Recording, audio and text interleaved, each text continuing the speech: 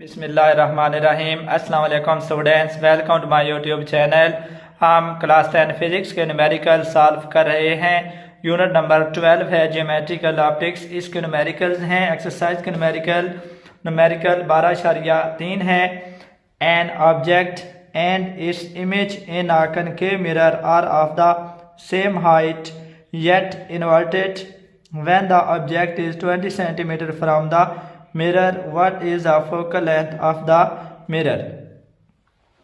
N object एक जिस्म है एंड इस इमेज और उसका जो इमेज है किसी एक कनकेव मिरर के अंदर, उनकी जो हाइट है, उनकी जो बुलंदी है वो एक जैसी है, लेकिन जो इमेज है वो इन्वर्टेड है, वो उल्टा इमेज है।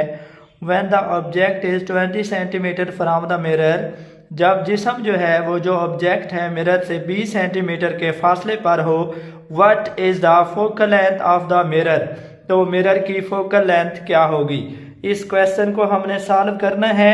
हमें गिवन ये है कि ऑब्जेक्ट है और इमेज कनकेव मिरर के अंदर दोनों की हाइट जो है वो एक जैसी है, लेकिन जो इमेज है वो इन्वर्टेड है।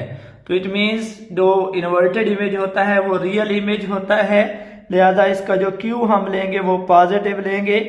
जब ऑब्जेक्ट जो है मिरर से 20 सेंटीमीटर के फासले पर हो, तो हमें गिवन है ऑब्जेक्ट का distance P which is 20 centimetre. P is the distance of the object, जो कि P है वो हमें गिवन है।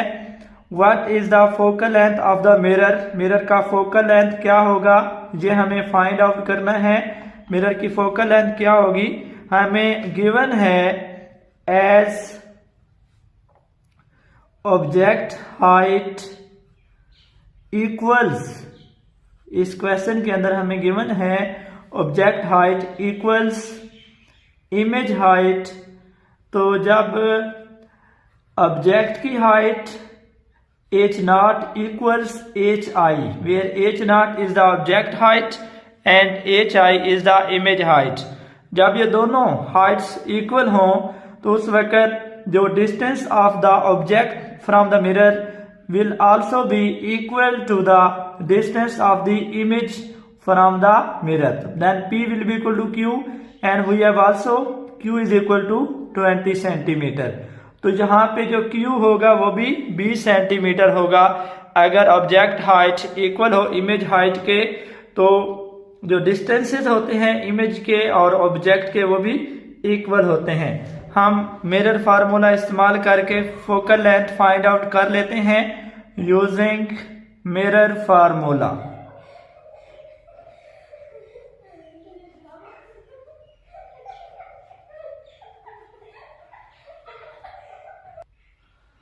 One over F equals 1 over P plus 1 over Q.